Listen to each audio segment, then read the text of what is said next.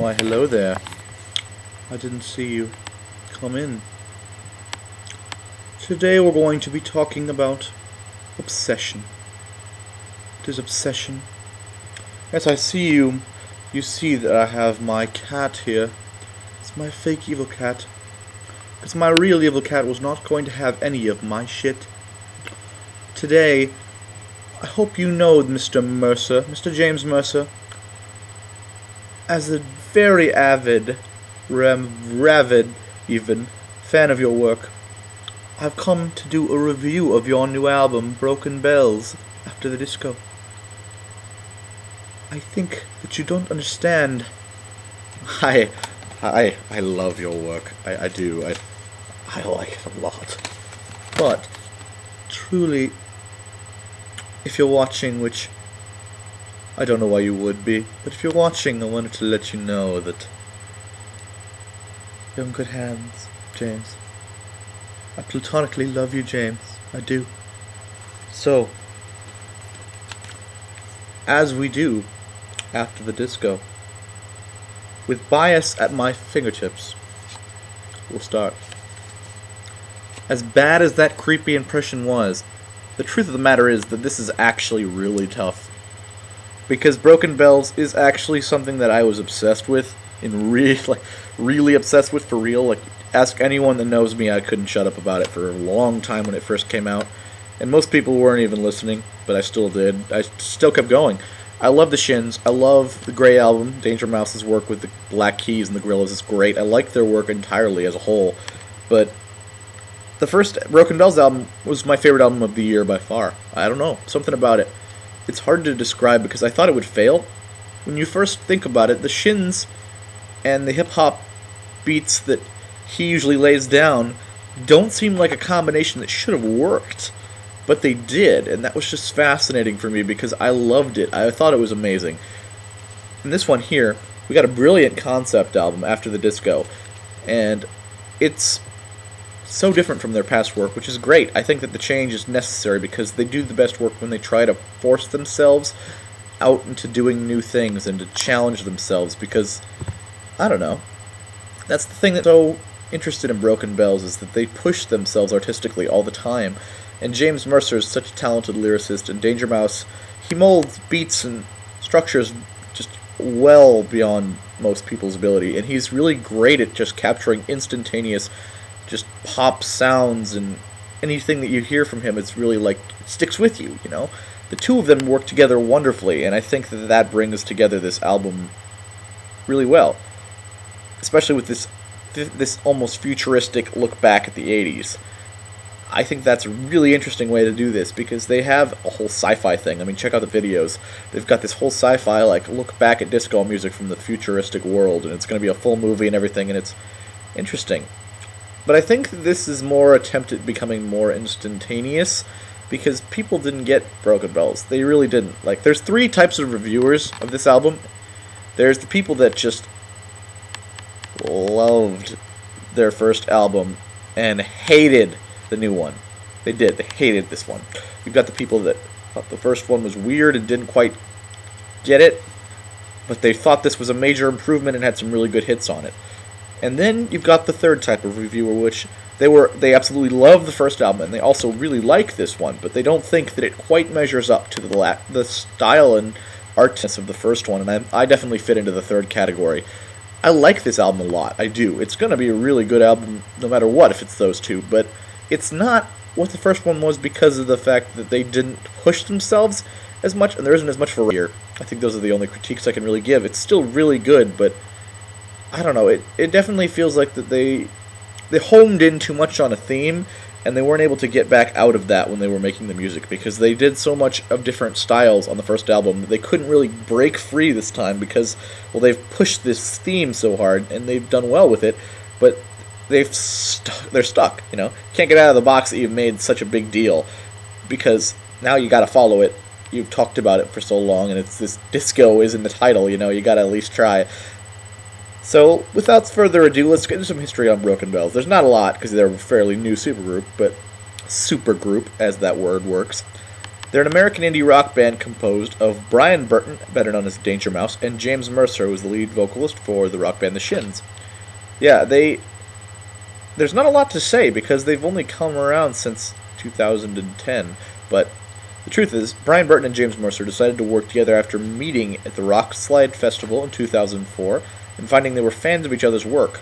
It took 4 more years before they started to work together, and by March of 2008, Mercer and Burton had begun recording together in secret at Burton's Los Angeles-based studio. The project was first announced in 2009, and they would describe it as melodic but experimental.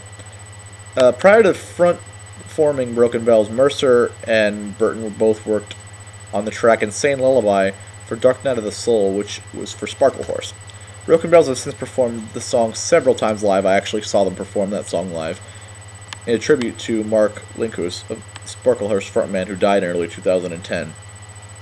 They released their self-titled album in 2010 on March 9th. It sold over 400,000 copies, peaking at number 7 on the Billboard charts.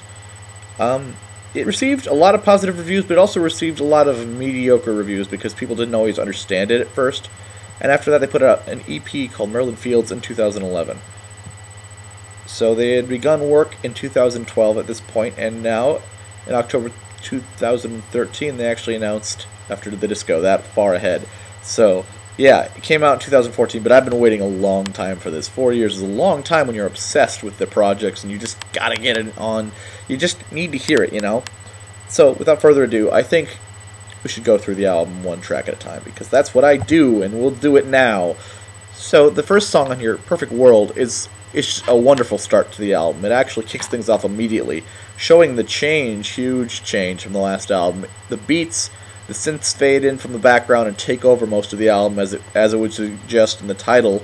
They channel this like almost New Order vibe, and it's one of the best songs on here. They've got this modern flair to the sounds of disco hooks, as I do throughout the rest of this album. We're going to start with a disco check. Yeah. So right out of the gates, the disco is taken up. We've got our first track. The next song on here is After the Disco, and it's an explanation mostly of the concept itself, explaining the story of disco-era citizens looking fondly back on disco after all this time in the future. See the music videos, like I said. But it's positive because if you really look into what they're writing about, there's a lot of depressing stuff here because there's a lot of life happening for Danger Mouse, and a lot of the concepts are just really dark and depressing. It's danceable, but depressing, if that makes sense. You know, if you're a Decemberist fan, you'll understand that concept. It's really depressing, but you still want to dance. After that one, I don't know, it's hard to describe that track because it's a crafty, zany, out-of-nowhere song that just draws you in and hooks you. It leaves you humming along to it after it's done, so disco check. As any good start to a story would be, it holds a strong grip on the album so far. Holding On for Life, it's the lead single, and again, one of the best songs on here. People didn't like it because it was a change, but change happens, guys. Deal with it. It channels the Bee Gees in a huge way, and I think that's not a bad thing. Mercer definitely has the chops to pull it off, and the song, its theme itself is, again, depressing, but, you know, like I said, it's about a young prostitute trying to make life less miserable by trying to just make her fake it till it's real, you know? Fake it till you make it. Disco check, yep. You still feel the synth and the beats are influencing it heavily here. The next song is Leave It Alone, a song that I didn't like at all at first, to be honest. It just didn't stick with me. But I went back to it a bunch of times. I listened to this album way too many times. And I really liked it. It's different. It's a soulful R&B song. It really does hook you in a different way, though. It's got this huge over-the-top chorus with synths and beats to spare. Disco check. There's more R&B than disco here, but the synths stay around. Here we go, and the next song is The Changing Lights. I would say the return of the disco. The song makes heavy use of synth and beats. It's a good example of the modernized sound mixed with disco. The chorus is extremely catchy. Disco check, like I said, modernized here, and disco is staying. Control. The choruses show off heavy synth layering and sticks with you. It's repetitive. That's one of the few things I would critique here. It's a little too repetitive, but that's, you know, whatever, it works. The song is really beautifully well done. Disco check, yep. Beats still sticking around. There's still synths everywhere. Now we get to Lazy Wonderland. This is the closest we get to the original sound of Broken Bells. It's I don't know, it's very Shinzy even, almost. I think that the best place to say this, if you listen to the original Broken Bells album, it fits around the Citizen October side of that album. It's, Discocheck, we would say, it's more polished by far. This whole album is way more polished than the original, which is a lot more tape. You know, it's raw. But this one's way more polished, and synths are still really heavy in here, but it's mostly just influencing now, not driving.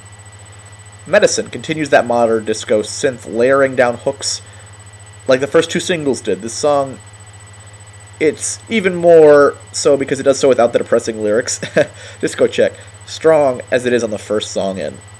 No matter what you're told, it has this huge bassline groove that just builds as the synths do, and the chorus hook us. This one uses the theme for its intended purpose. Discocheck, it uses as many synth lines as it can, and it would make even Duran Duran take notice. That's right. I'm going to throw that in there. The Angel and the Fool is a gloomy acoustic ballad that slows things down, even to throw in a children's choir to show diversity. The vocals shine as the synths fade away for just a minute. Discocheck, it's mostly absent here, but it comes back for the last song. The Remains of Rock and Roll, which is my pick for the best song on the album, and just like the first album, they go out with a bang. It's a futuristic look back at what was left of rock and roll, and there's a lot to this song. It combines the sound of Broken Bells old and new, because it actually has a guitar solo and guitar lines here, because most of the album has nothing like that. It's mostly absence, but it is such a strong hook. The synths are driving, the vocal lines are here, it's got the awesome guitar lines. You know, fans of the first Broken Bells album will find a lot to love here. Discocheck. They're taking back seat to this one, mostly featuring guitar, but it also remains to show off what could be a mix of old and new Broken Bells. It reminds us why we came to love them in the first place. So again, recommended songs. This is an easy one for me because there's definitely some shining moments on the album. But Perfect World, After the Disco, Holding On for Life, Leave It Alone, and The Remains of Rock and Roll. Yeah, I really like this album. Check it out. It grew on me. I didn't like it as much at first, but I listened to it a lot, and it has grown on me to the point where I would say 4.5 out of 5. I know, really high score. But the first album, this here little number would have gotten a 5-star review from me at the time. So 4.5, 5. Check it out. Thanks for listening.